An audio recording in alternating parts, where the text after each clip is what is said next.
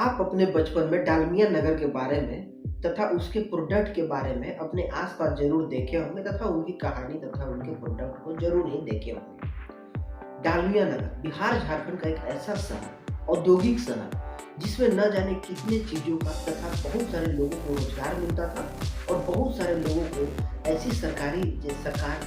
सेवा जैसा सुविधा दिया जाता था जिसकी कल्पना आप नहीं कर सकते थे तथा एक ऐसा शहर बसाया गया था, एक गाँव में ऐसा शहर बसाया गया था जो कि देश की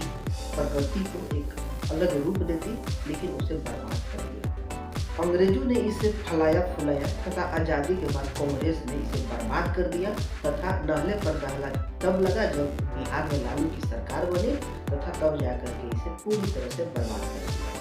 ऐसे तो डालमिया नगर की स्थापना 1920 के लगभग में रामकृष्ण डालमिया के द्वारा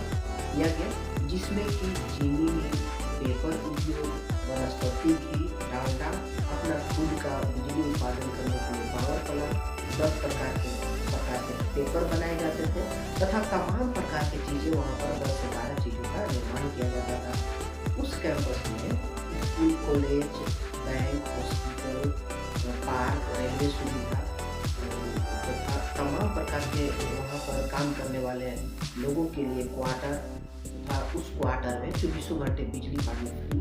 दिया जाता था। लेकिन डालमिया नगर के बर्बाद होने के सबसे मुख्य कारण आपको कोई नहीं बताया होगा, लेकिन मैं आपको बताता हूँ कि डालमिया नगर का बर्बाद होने का मुख्य कारण था रामकृष्ण डालमिया के द्वारा। जब नेहरू प्रधानमंत्री बने तो उस समय रामकृष्ण डालमिया पंडित जवाहरलाल नेहरू के आलोचक थे, क्योंकि पंडित जवाहरलाल नेहरू गौ हत्या पर बल देते थे तथा गौ हत्या को वो अच्छा मानते थे, लेकिन रामकृष्ण डालमिया के द्वारा गौ हत्या को विरोध किया जाता था। उनके द्वारा बोला जाता था कि गौ हत्या बंद किया जाए और इसी का कारण है कि रामकृष्ण डालमिया को पंडित जवाहरलाल नेहरू पसंद नहीं करते थे। लेकिन फिर क्या, नेहरू के पास तो सारी चीज़ें थी देश में, तो उन पर तमाम प्रकार के जांच का आदेश दे करके जांच में गलत सलत उससे इल्ज़ाम निकाल करके उन्हें पूरी तरह से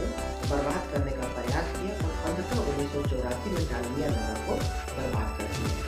जब लालू यादव देश में रेल मंत्री बने तो वहाँ पर डालमिया नगर को उनके द्वारा सरकार के द्वारा नीलामी की गई, लेकिन रेल मंत्रालय के द्वारा उसे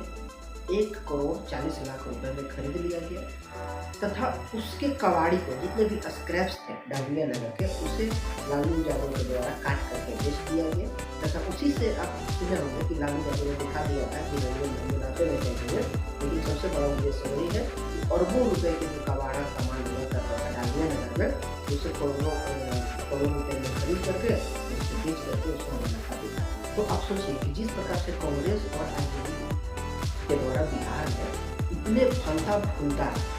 औद्योगिक क्षेत्र को जिसे बर्बाद किया जा सकता है, तो उनके द्वारा क्या ही लगाया जा